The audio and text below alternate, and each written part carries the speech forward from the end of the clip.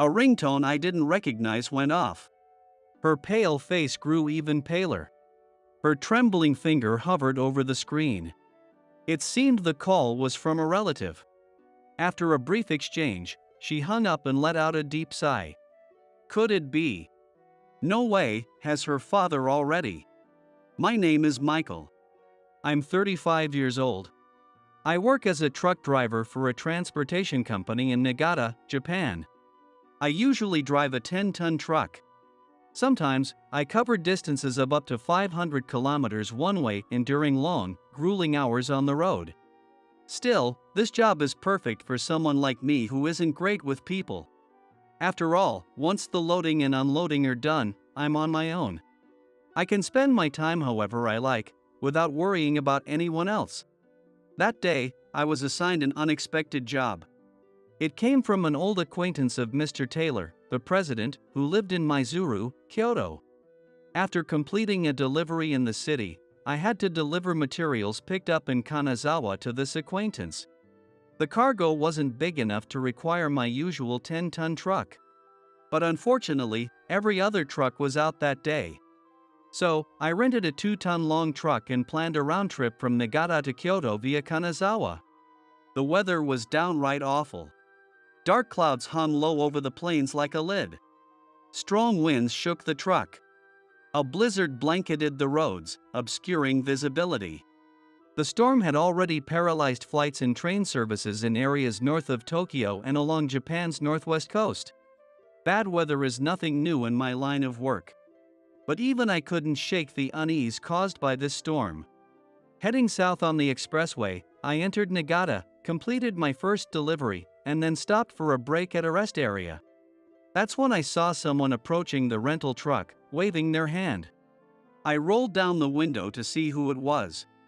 Excuse me. Could you give me a ride? It was a young woman, probably in her mid-20s, shouting over the howling wind. Her long black hair was wildly tossed around by the gusts.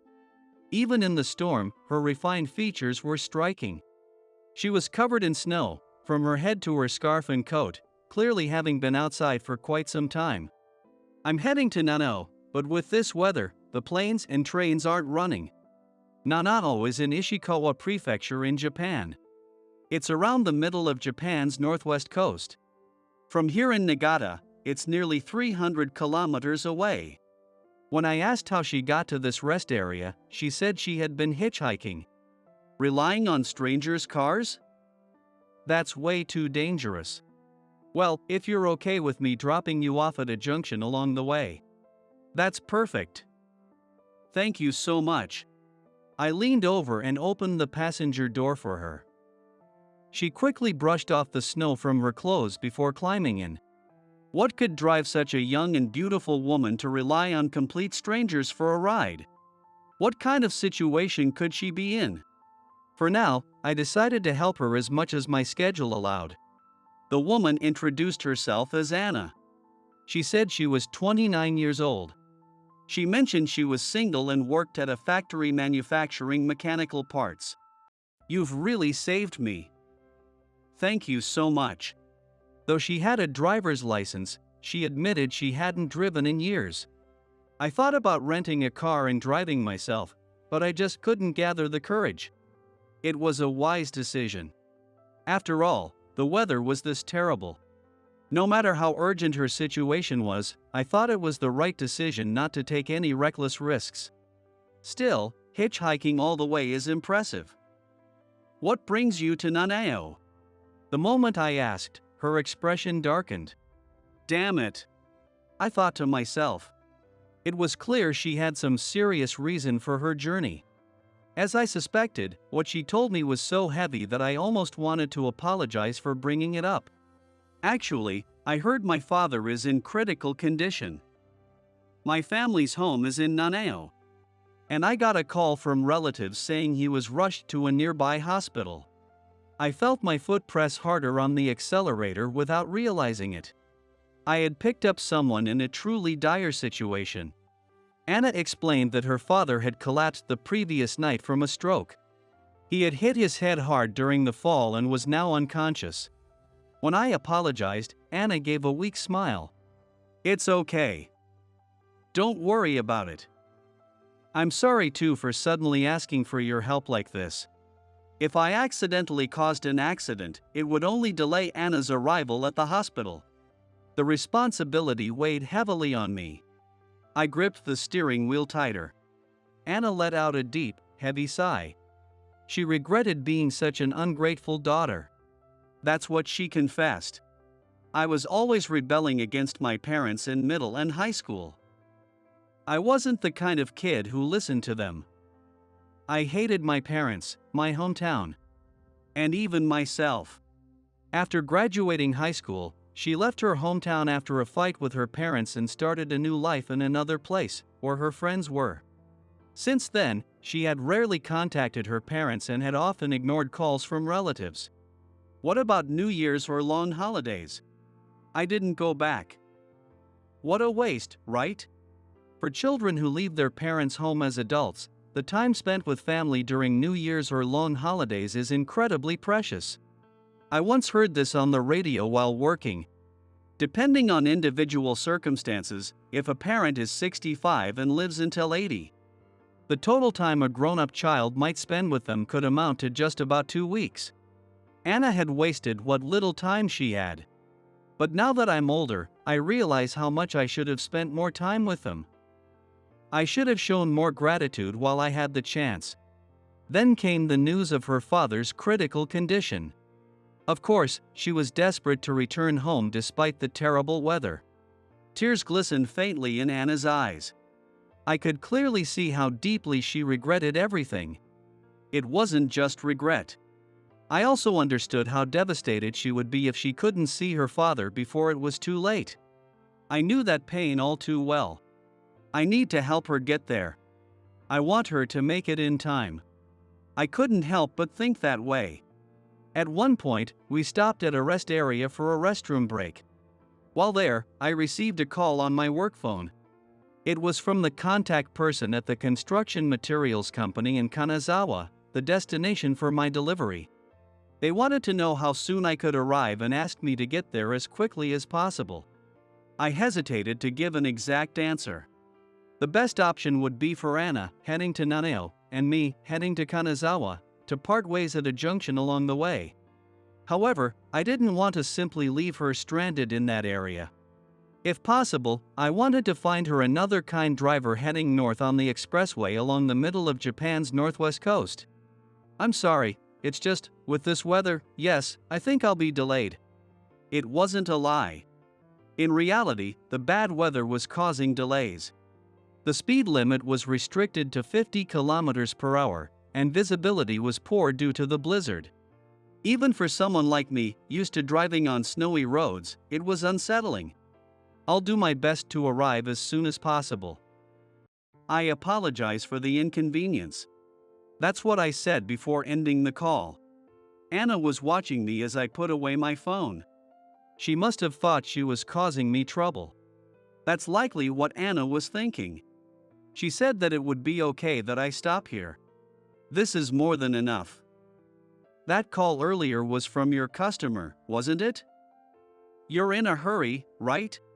Anna said she would part ways with me here at the rest area and look for another ride. Frankly, it was reckless. I shook my head. With this weather, traffic is lighter than usual. You're not going to find another ride so easily. If you stay outside too long, you'll catch a cold. And hitchhiking is too dangerous. I can't leave you at risk like that. But I don't want to trouble you. Even just taking the highway exit to drop me off would cost you so much time. I couldn't possibly ask that. It's fine. Now, get in. Let's keep moving. Anna seemed a bit confused, perhaps because I left her no room to argue. But the one who was even more confused was me. Honestly, this wasn't something I would normally even consider. Abandoning my work halfway to help a complete stranger and heading to a place I had no reason to go? I think part of me was trying to justify it to myself. So, I decided to share the story of my own life with Anna. I wasn't on good terms with my parents either. It's been that way for as long as I can remember. I grew up in a small town, facing the Sea of Japan.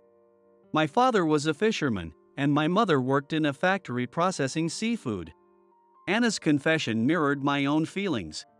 I hated my parents, I hated my hometown, and I hated myself. Now, those memories feel nostalgic, but back then, I couldn't stand my hometown. When my father told me to become a fisherman, I rebelled and left for Tokyo at 18 with no real purpose. After that, I drifted from one part-time job to another, just living day to day. Sometimes, when my parents called, I would lie and say, "I'm too busy with work and can't take time off to visit." I still wonder why I was so determined not to go back home. One day, I got a call from my father. He said my mother had collapsed from an illness and told me to come home. But I was a stubborn, ungrateful idiot at that time, so I said it. I told him, "I'm busy with work. Don't ask me for the impossible." I was 25 at the time. I remember that moment clearly. Even over the phone, I could feel my father's anger and disappointment. And, in the end, did you go back? Yes, I did. The night after that call, I was suddenly overwhelmed with regret. I couldn't not go.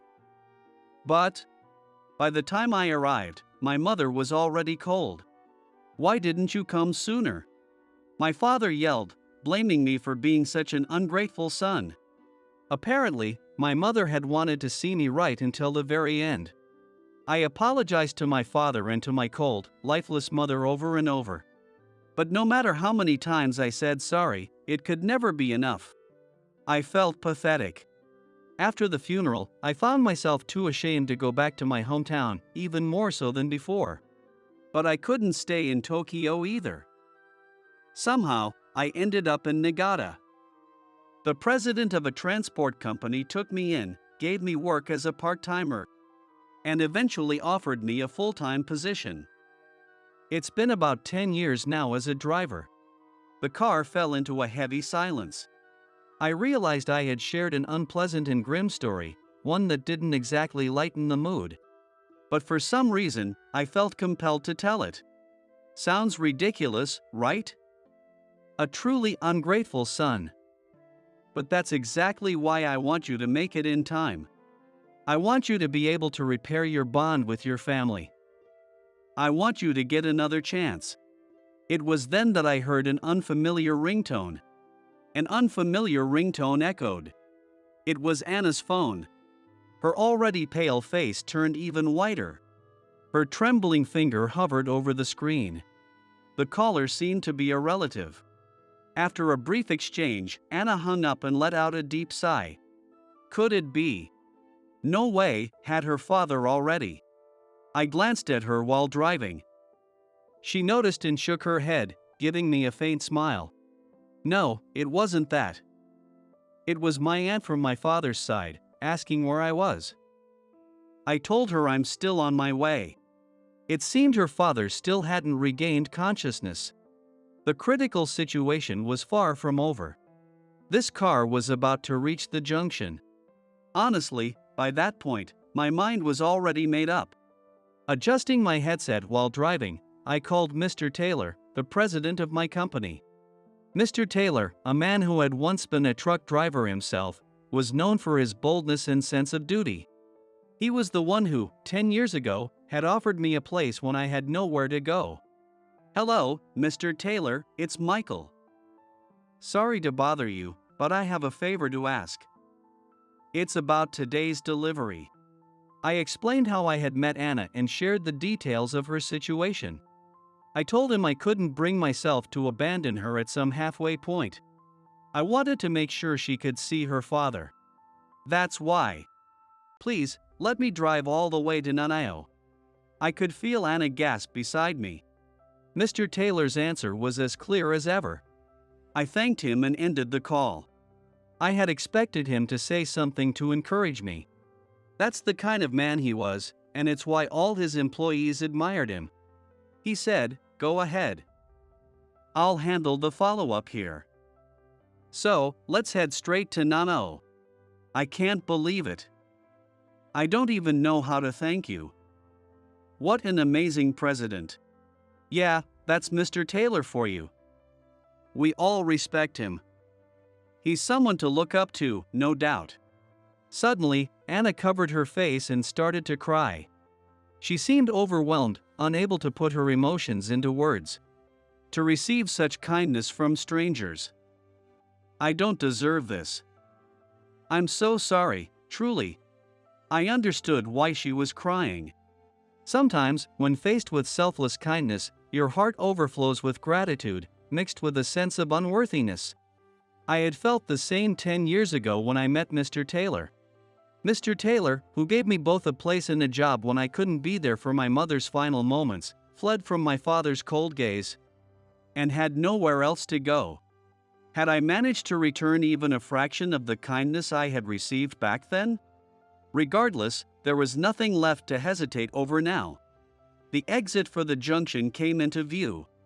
I turned the wheel to merge onto the other expressway, heading toward Nanao. About an hour later, guided by Anna's navigation, the truck finally arrived at the hospital. I parked near entrance of the hospital. We finally made it. Great job getting through this. Thank you so much. Here. Anna rummaged through her belongings and pulled out some cash from her wallet. Please, take this. It's probably not enough to cover gas, but I'll make sure to properly thank you another time. No. I can't accept that. I didn't bring you all this way for a reward. Convincing Anna to put the cash back in her wallet was no easy task. I'm just passing along the kindness someone once showed me. It just happened to be you this time. There's no need to feel obligated. If she wanted to thank me, I hoped Anna would pass that kindness on to someone else in need. When I said this with a smile, she nodded, her tearful eyes shimmering. Now, you'd better go inside. Just as I urged her to go, a woman emerged from the hospital entrance and noticed Anna almost at the same moment. It was likely the aunt she had mentioned on the phone. Once Anna got out, I drove away. Wait. Please, give me your contact information. Anna called out, running after me. She didn't need to know my contact information. I never intended to accept any thanks in the first place. That's why I had tried to avoid sharing any personal details while we were in the truck. We would likely never meet again. But that was fine. In the side mirror, Anna grew smaller and smaller. Her figure, bowing deeply with her characteristic sincerity, was etched in my memory. I prayed from the bottom of my heart that Anna would safely reunite with her father. With that prayer in mind, I left Nanao behind. Of course, I didn't forget to contact Mr. Taylor. I was able to come this far thanks to Mr. Taylor's permission. I truly owe him my deepest gratitude.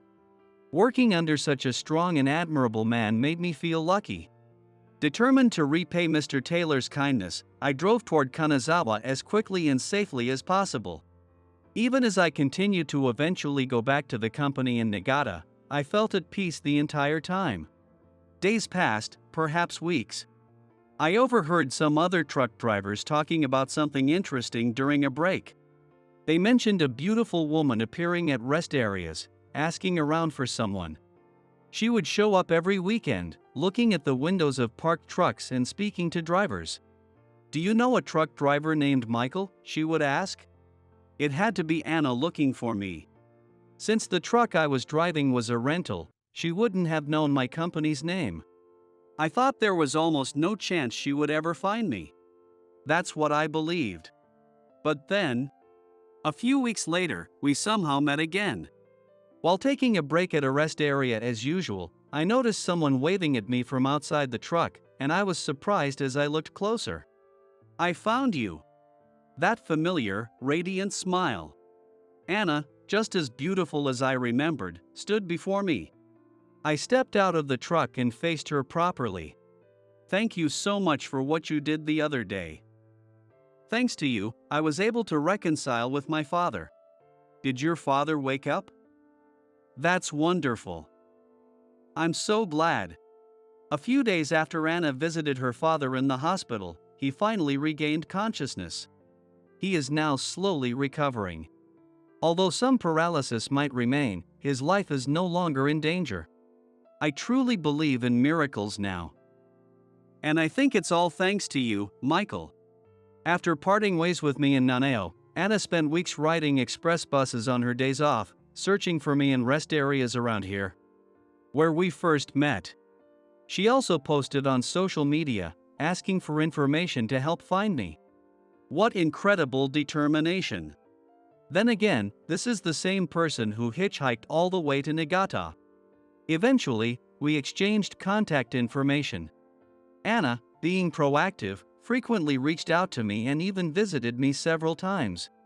It was Anna who expressed a desire to start dating. To hear someone as beautiful as Anna say she wanted to be with me. When she confessed her feelings, I felt like I was walking on air. One weekend, as usual, Anna came to visit my apartment. With an unusually serious expression, she told me she wanted to properly express her gratitude. It's fine. You've already thanked me enough. You say that, but I'm not satisfied. That day in the truck, you told me about your father and what happened 10 years ago. I've been thinking about it ever since. Isn't there something I can do to help? Since missing my mother's final moments, I had remained distant from my father in my hometown. I would answer his calls when he gave me, but I still hadn't returned home for long holidays or New Year's. In fact, I hadn't even told him I was living in Niigata. Let's go visit him together. I want to tell him how, thanks to you, I was able to reconnect with my own family. Honestly, it was an offer I deeply appreciated. Anna was trying to help me resolve an issue I had been avoiding for years. It was time for me to gather the courage to face it. And I needed to respond to her kindness as well. I decided this was the perfect moment. I handed her something I had prepared in advance. Wait, could it be? It's an engagement ring. I've been wondering when to give it to you. Anna, will you stay by my side forever? In response to my proposal, Anna smiled through her tears and accepted my proposal. A few days after our engagement, I called home for the first time in years. My father was quite surprised to hear that I was living in Niigata. He said he never imagined I was living in the neighboring area. Dad, there's someone I want you to meet. I'm engaged. Would it be okay if I brought her to visit you? That weekend, my father made time for us, and Anna and I visited my hometown for the first time in 10 years. My father hadn't changed much from how I remembered him. His hair had more noticeable streaks of white, but that was about the only difference in his appearance. Together, Anna and I prayed in front of my mother's altar. My father spoke gently to my mother's altar. You must be surprised. I'm surprised too. Michael brought home such a beautiful bride. Anna smiled and shrugged lightly. If only my mother could be here. I couldn't help but think that. Anna then introduced herself formally and began explaining how meeting me had been a life-changing event for her. That day, if Michael hadn't picked me up, I might have given up on seeing my father. If I had, who knows if he would have ever woken up. It's thanks to him that I was able to reconnect with my father. Anna repeated this several times before finally turning to look at me. That day, Michael told me he wanted me to reconnect with my family. Now it's my turn. That's why I came here today. Encouraged by her words, I turned to face my father. But no matter how hard I tried, I couldn't meet his eyes. Anna gently placed her hand over mine as I looked down. Her touch gave me the courage to lift my head. I've regretted what happened 10 years ago every single day. Why couldn't I have gotten to Mom's hospital room sooner? Regret, self-reflection, and anger at myself. All these emotions overwhelmed me, spilling out as tears. My father gently placed his hand on my shoulder. It's okay. You don't need to cry anymore. I understand how you feel now. About 6 months later, Anna and I held our wedding. It was a modest ceremony with just close family and friends. Anna, in her wedding dress, was radiant and so beautiful that she took my breath away. Life is long, and I'm sure there will be many ups and downs ahead. There may even be stormy days, like that day on the road. But Anna and I understand the importance of family bonds. As long as we have that, I'm confident that no challenge will be too great to face together.